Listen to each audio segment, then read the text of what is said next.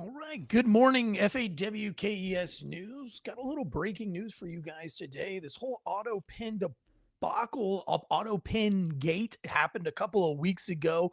Originally reported on by the New York Post. If you don't remember, it was Stephen Nelson, I believe was his name, but he was the journalist who exposed Joe Biden's over 3 dozen dog attacks. Remember, Joe Biden had his dog, his German Shepherd Major, and this dog had attacked several Secret Service agents and over 3 dozen attacks from this dog, and so he broke this story if you remember that. But recently, he brought up a story of this whole auto pen thing, and it's gone pretty bonkers.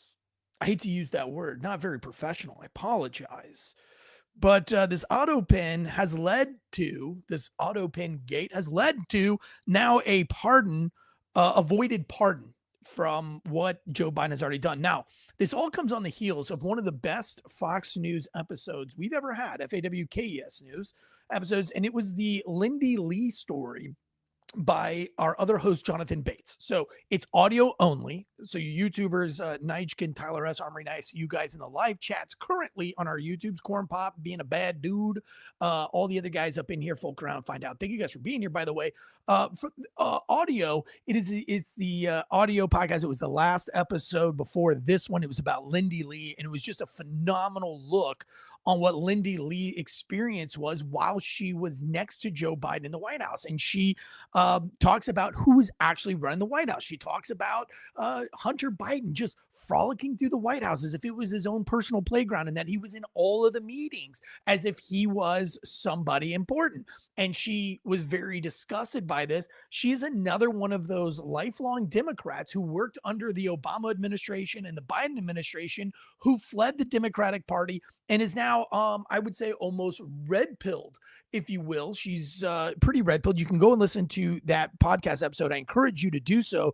But she talks about all of the things, and it goes back to where I always say that what the left is currently accusing Donald Trump's party of doing, they are in fact doing it on a grand scale. It kind of reminds me of being a police officer and investigating domestic violence cases. A lot of times, some of these domestic violence suspects will actually be accusing the victim of exactly what they're doing. And it becomes pretty obvious once you start with the evidence, once you start looking at all the evidence. In the chat, somebody says, "You good, Eric? Rough morning?" No, it's not a rough morning. I mean, these lights are a little bit bright in here. We redid the lights this morning in the studio, and I'm getting a little bit of glare, I guess. Probably should tone some of these lights down. But anyway, this is an audio show mainly, so I'm not too worried about it this morning. Let's go ahead and jump into what's going on with these claims. Again, first leaked by the New York Post. Washington, a key aide to former President Joe Biden may have exceeded their authority by liberally using an auto pen to sign official documents. Okay, hold on. Maybe you're like, I don't care. Eric, I don't care. So he signed something with an auto pen. Do you remember? And this is why independent journalism, and this is why FAWKES News is one of my favorite projects that I've ever been a part of. I mean, Failure to Stop is always my baby. That's always my favorite podcast that I've ever been a host on. And I've been a host on many different podcasts for major networks and not. Going back to Trick and Bro Sports Tailgate Legends. Still embarrassed to go back and hear those episodes, but it was a lot of fun.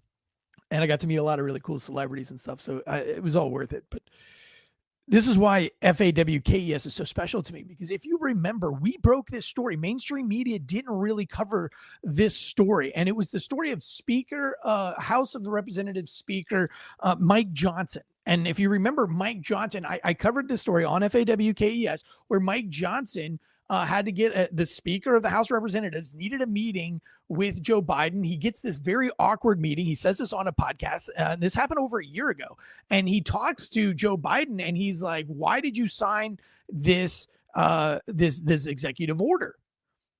And Joe Biden, I'm going to play this for you. And this is why this story today is so important.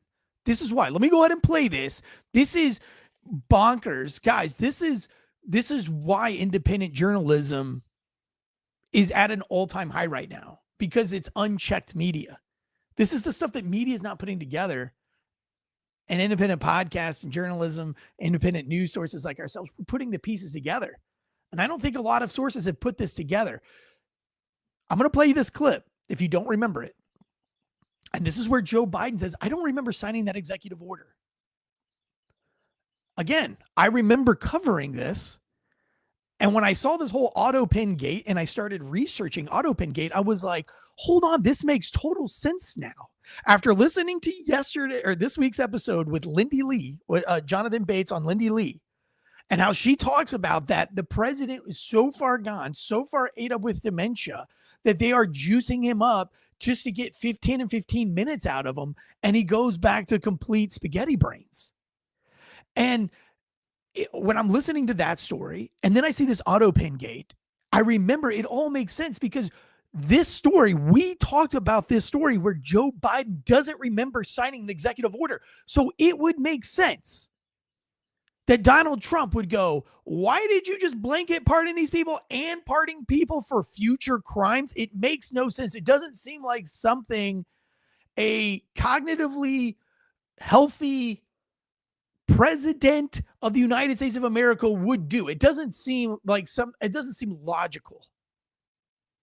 So maybe the same people that Lindy Lee is talking about running this country are the people who are using autopen to sign these executive orders that don't make sense. If you don't believe me, let me play you this clip and remind you, this is Speaker of the House of Representatives Mike Johnson on a podcast. This was back in December or January. I can't remember. And he's talking about a conversation that he had with Joe Biden over a year ago. At all. I mean, in some ways, I actually kind of feel sorry for Joe Biden. I mean, he's in the twilight years of his life. He is not, obviously, has not been in charge for some time. And I know this by personal observation, and now the whole world knows it. And it's been very, very concerning to me over the last, year and a half since I've had this position. Can you tell us a story when you say personal observation? What kind well, of I mean, you see? it's public now because the Wall Street Journal got it and put it on the front page. But January a year ago, almost exactly a year ago, I had been asked, I became Speaker in October 2023, and there were all sorts of big national security concerns and everything going on, and I started requesting a meeting with the president because, I'm kind of old school. I'm a constitutional law guy. Speaker of the House should be able to talk to the president, especially in times of great national interest and calamity. But they wouldn't let me meet with him, and his staff kept giving me excuses. This went on for like 8 or 9 weeks. I'm sorry, Mr. Speaker, he doesn't have time. What are you talking about? I'm second in line of the presidency. He has time. I need to talk to him. I can't say the classified parts, but we had some big national concerns at the time that I was losing sleep over. Finally, I just went to the Hill press corps and I said, the president is not being allowed to meet with the speaker. There's a problem. So they started putting pressure on him. Long story short, they finally relented. They invited me to the White House. I show up and I realize it's actually an ambush because it's not just me and the president. It's also Kamala Harris, Chuck Schumer, Hakeem, the CIA director, everybody. And then, so I walked in the Oval and, So by the way, I ripped this video coming off of the Black Conservatives YouTube channel, and I just wanted to pause right here because this is a big deal. Second in line to the president, Speaker of the House of Representatives comes in. He wants a meeting. It's constitutionally this is how it's supposed to work. He cannot get the meeting with the president, and then when he does, again going back to this week's episode with Lindy Lee, this is all of the things that she said was happening. And now we have Speaker Mike Johnson saying the same exact thing, that Biden was not running this country. He was not in charge. And so you have the speaker trying to meet with the president over very serious things that he's losing sleep over, and he's not able to get this meeting. This is wild. It only gets crazier. Take a listen. I know what this is. They're going to hotbox the speaker on Ukraine funding. That's what it was. This is probably third week of January. We sit down, we're in the midst of it, and the whole conversation, and I'm going, we don't need to have this conversation. The president reaches over just like this. We're sitting right next to the fireplace in the Oval, and he grabs my arm and he says, the speaker and I just need a couple minutes together. Would y'all just leave us alone? And I looked up on the faces of some of the staff standing around the wall, and they're like, oh, no, he did it. So he called it. He's the commander-in-chief. So everybody leaves, and he and I are standing awkwardly in the middle of the Oval Office right over the rug by that coffee table. And I said, Mr. President, thanks for the moments. This is very important. I got some big national security things I need to talk to you about that I've heard, and I think you know, and what do we do? But first, real quickly, Mr. President, can I ask you a question? I cannot answer this from my constituents in Louisiana. Sir, why did you pause? Okay, very important. Very important. If you're dozing off at the wheel, if you're listening to this on the road and you're starting to drift off, this is the most important thing. Listen up. LNG exports to Europe. Like, I don't understand, liquefied natural gas is in great demand by our allies. Why would you do that? Because you understand, we just talked about Ukraine. You understand you're fueling Vladimir Putin's war machine because they got to get their gas from him, And he looks at me stunned with this, and he said, I didn't do that. And I said, Mr. President, yes, you did. It was an executive order 3 weeks ago. And he goes, no, I didn't do that. And he's arguing with me. I said, Mr. President, respectfully, could I go out here and ask your secretary to print it out? We'll read it together. You definitely did that. And he goes, oh, you talk about natural gas. Yes, sir. He said, no, you misunderstand. He said, what I did is I signed this thing we're gonna conduct a study on the effects of LNG. I said, no, you're not, sir. You paused it. I know. I have the export terminals in my state. I talked to those people this morning. This is doing massive damage to our economy, national security. It occurred to me, Barry, he was not lying to me. He genuinely did not know what he had signed. And I walked out of that meeting with fear and loathing because I thought, we're in serious trouble. Who is running the country? Who's running the country? And again, if you go back, I really encourage all of you to go to the audio version of this podcast, the audio only version, and FAWKES News, Spotify, iTunes, Podbean, wherever, and listen to the last episode that John did. It's the episode right before this one, and it's about Lindy Lee. And she's going to explain to you exactly who's running the country. But here you go, Speaker Mike Johnson telling you that Joe Biden, and he believes that Joe Biden did not sign this executive order about the pause on LNG natural gas, which was doing massive damage to the economy and massive damage to the country, which goes back to what we've all been saying is that the left will destroy the country before they allow Donald Trump or somebody outside of their little group to run this country. It's just, that's not how it works. It's never worked that way in the country.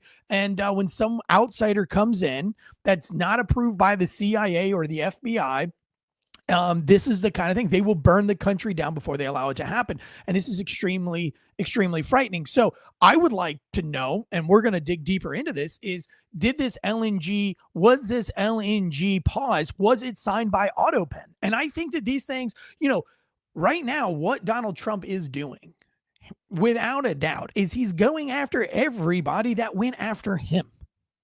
All of the people that tried to bury him, they made up false allegations, the whole Russiagate, the Russia collusion. Again, what the left accuses the Trump party of doing, what the left and the right, the Rhino right, accuse Donald Trump of doing is what they are, in fact, the ones doing. Russiagate, going back, they were the ones guilty of Russiagate. They were the ones causing Russiagate. And Trump is now saying, okay, I have the backing of the American people. I've got 75 million people backing me up on this, and we're going to bring some things to justice. We want to see these tables flipped over upside down. That is, in fact, what we voted for. I love it when people say that he's ruining the government. He's tearing the government down. That's exactly what we put him in place to do, because our government is rogue. We have a rogue government right now, and he is holding it accountable. The fact that 10 months ago, if I would have said on this podcast that we have a rogue government, we would have been taken off of the YouTube. We would be not allowed to even mention some of these things. We had to be very careful. I think it's also very funny that in the last couple of weeks, several podcast networks have reached out to FAWKES News and Failure to Stop. Wow. 3 years ago, our shows were canceled. We were at our prime. We had a YouTube channel with 500,000 people behind us. It got demonetized with Mike the Cop. The network that we were, the major network, one of the top 20 podcast networks that we were a part of, wasn't able to sell ads because of the politics that we were doing, outside ads. We weren't able to land those ads, and we weren't able to monetize because of the content that we were talking. And we went 3 years in the dark running this show by ourselves with the help of you all, Nishkin, Tyler S., Corn Pop, Loren, Folk Around and Find Out, all you guys, Bosco Watcher, all the key fans that have been around, Dave, all you guys. And now all of a sudden Trump's back. And I had 3 Google Meet meetings in the last 2 weeks about networks wanting to pick these shows back up. So are you admitting that we went 3 years without freedom of speech, without freedom of press? I'd like to know more about this whole autopen signature. Mike Johnson said that there was national security things, that he was losing sleep at the time. Work is stressful. And I think that sleep is the most important thing. If you're going to be making massive decisions for this country, I want you to have all the sleep required to do so. That is why we love GhostBed. I've been with GhostBed for over 4 years. They never left. They never gave up on independent journalism. And that's why you have to support GhostBed at ghostbed.com. Use the promo code Wolfpack. They're changing things up in about 2 months. So if you want to get that 40 to 50% off site wide, now is the time that you have to do it. You cannot wait on GhostBed anymore. If you were going to do it, go ahead and invest in your sleep now. It's an investment. It really is. I wouldn't tell you to put your money where I didn't believe it was going to help you out in the long run. Getting a good night's sleep is an investment. These are beds made in the good old USA. Head over to ghostbed.com right now and get Sleep So Good Scary. Whether you want the pillow, which will last you forever, big, heavy pillows with all of the layers, the cooling technology. I mean, these pillows are so scientific and so wild and crazy. It'll blow your mind. I've raved and ranted about how much I love my GhostBed pillow. I travel more than I sleep at home, and I always travel with my GhostBed pillow. It is a must. I will not go anywhere without my GhostBed pillow. Also, the cooling sheets, the massage topper. That's how I'm able to do jujitsu and Muay Thai almost 5 days a week. It's because I have this nice massage topper to come home to work all the kinks out of my 40-year-old back. Also, good diet. You have to have a good diet. Factor Meals, factormeals.com.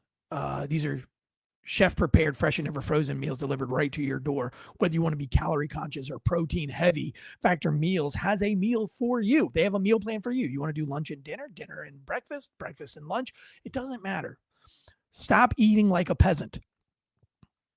Get your diet right. Summer is coming. You want to look good, right? You want to look great. You want to feel guiltless when you're at the hot dog eating contest party at the pool on July 4th. You want to be able to eat all those hot dogs guilt-free. Start now.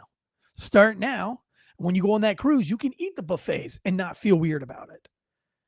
I'm on the protein heavy Factor Meals. You could do whatever you want. You can do calorie conscious, again, protein heavy. They have shakes, they have snacks, they have all the things to help you get a plan to get in shape. Head over to factormeals.com and use the promo code Wolfpack50 for 50% off on your order. And then let me know in my DMs how you like them.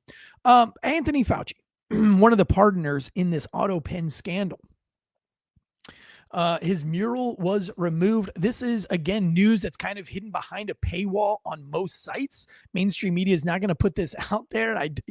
It's pretty funny, but all of the things that Anthony Fauci said were lies, and he was caught in all those lies. This is coming from the Hill. The pardons that sleepy Joe Biden gave to the unselect committee of political thugs and many others are hereby declared void, vacant, and of no further force or effect.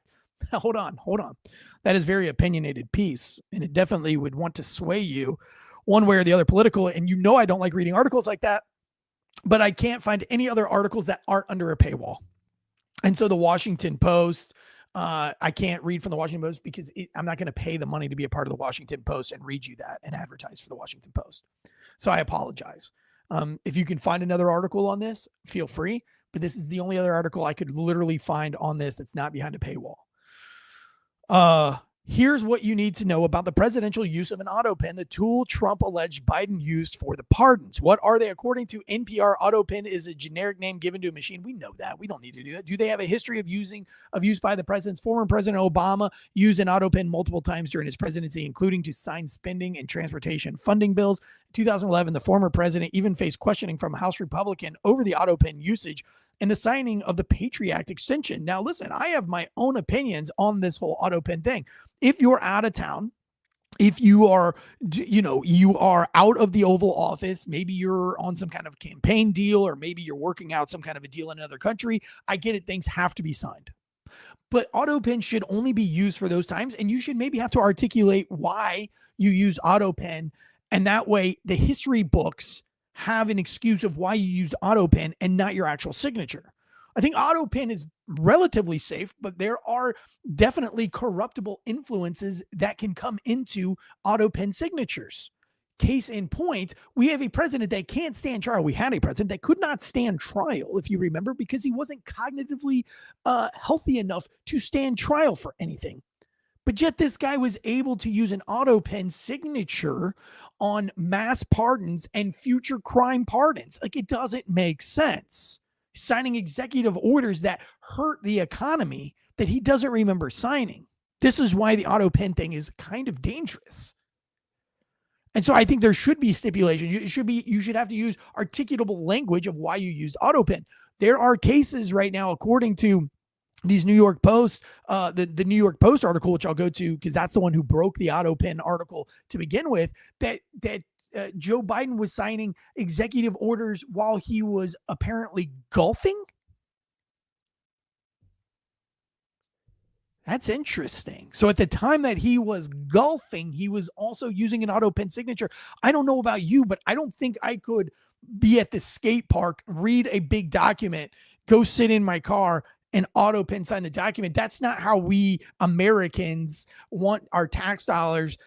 That isn't the type of accountability that we want in executive orders. You understand what I'm saying here? Is that these executive orders are really important. I think we, the people, expect you to take them seriously and not to just leave the golf course for a second, sit in the golf course, and just autopen sign these executive orders. It's bonkers. Let me go to the New York Post really quick. Washington, a key aide from former President Joe Biden may have exceeded their authority by liberally using an autopen to sign official documents, according to two former White House sources, as President Trump aides set up far more restrictive rules governing the use of the mechanical device. I think we, the people, the American people, we like that. We agree with far more restrictions on the use of autopen. A document obtained, the Post outlines the narrow set of circumstances in which Trump's signature can be affixed to documents following controversy this week, kicked off by Heritage Foundation analysis of Biden's signatures on various records, including last-minute pardons. A small group of officials under both Biden and Trump have delegated the power to get documents signed robotically, but 82-year-old Biden's perceived cognitive decline sparked debate about whether some aides may have assumed his wishes in his final stretch as commander-in-chief. Again, go back to the Lindy Lee episode. It is absolutely mind-blowing. The type of people that were running the Oval Office and that were in these meetings that didn't even have security clearance. Example being Hunter Biden and Jill Biden. One Biden White House source told the Post they suspect that a key aide to the then president may have made unilateral determinations on what to auto sign. Insane. The Post is not publishing that staffer's name due to the lack of concrete evidence and refutations by other colleagues. I think going, with all of this whole Biden scandal, this whole, not even a scandal, but this whole cognitive decline about it. My grandfather currently right now is suffering from dementia, and he has good days and he has bad days. And I call my relatives, I call family, how's he doing? And they're like, well, today he couldn't remember this, or today he saw this person that's been dead for a while, or today he's doing really good. No, he's doing great. You want to talk to him? And he's fine. He's articulate. And then the next day, he's not good. And we, the people, we all have had somebody that has suffered from that. And we are all familiar with what dementia looks like. Yet we were gaslit by the left into believing that this dementia was different for Joe Biden? I don't think so. Or how about Mitch McConnell? Or how about any of the other guys that are signing executive orders or signing any kind of vote into office, but they're not cognitively even there. They're not coherent enough to even sign those, and they have to have people help them sign those documents. We saw this live in the House. Yes, it's all treason.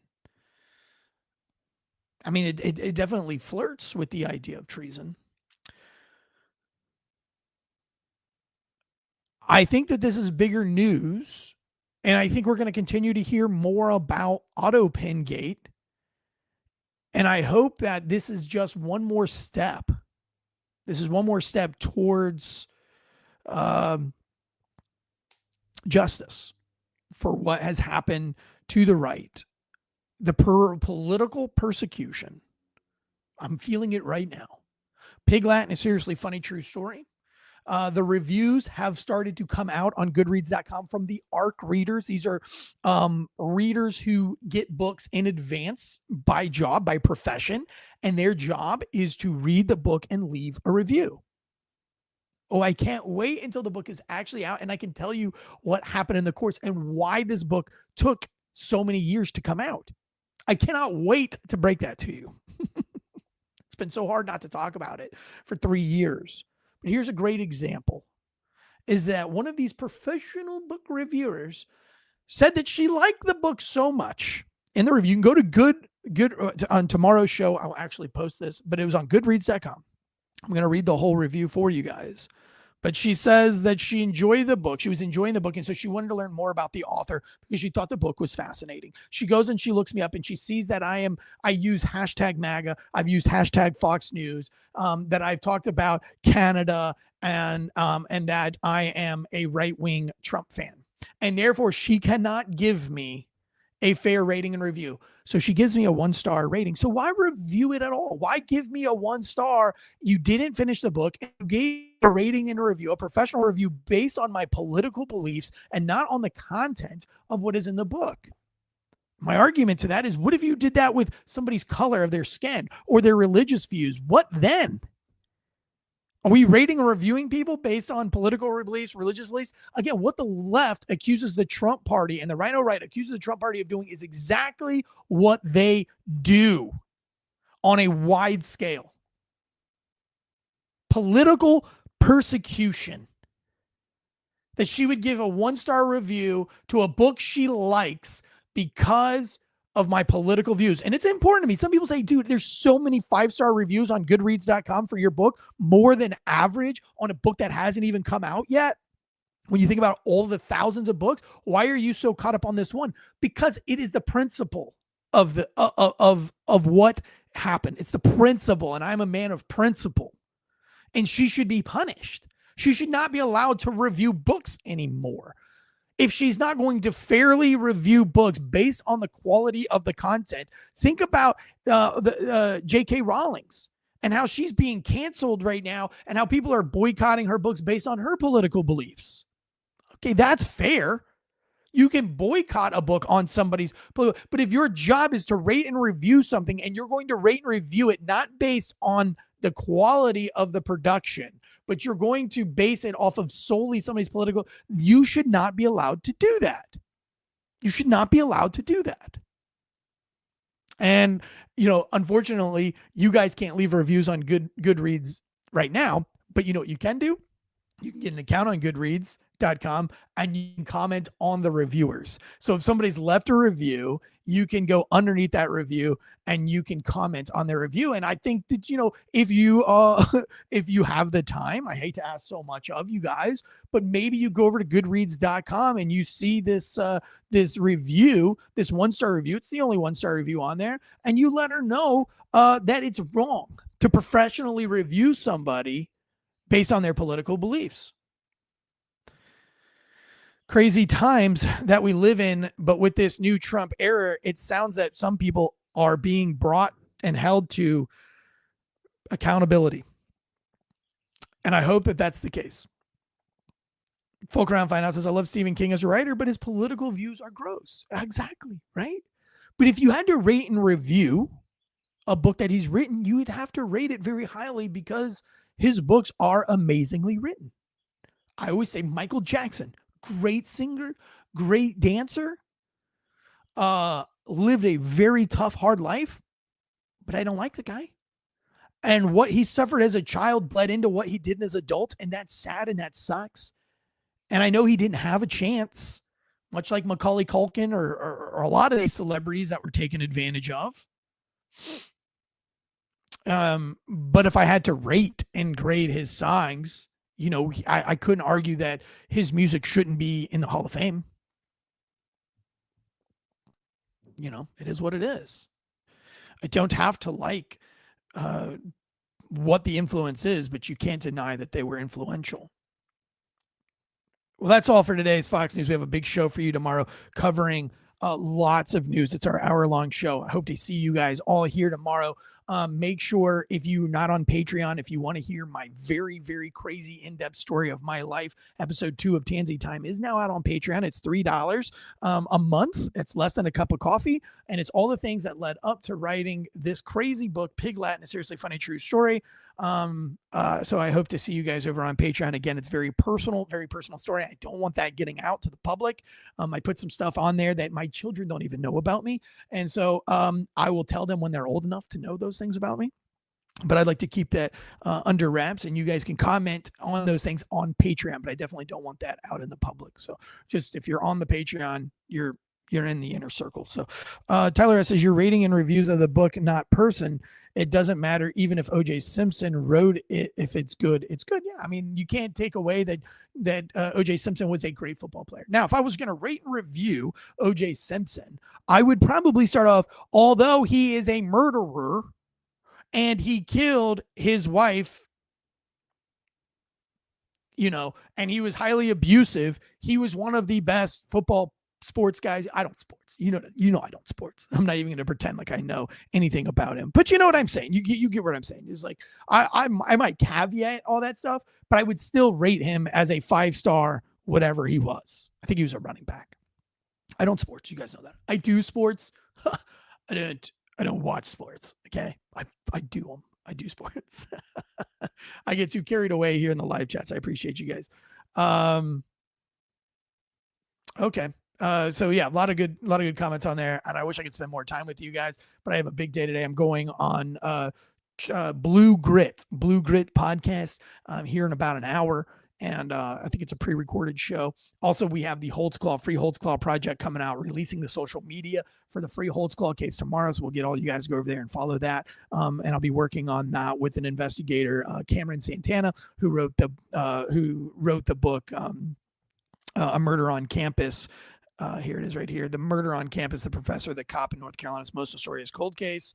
And there's a project that we'll be working on, and he will be coming on Failure to Stop for a Failure to Stop special to talk about all the findings, the new findings in Holtzclaw that really shows and proves that he is innocent, and we want to get him freed.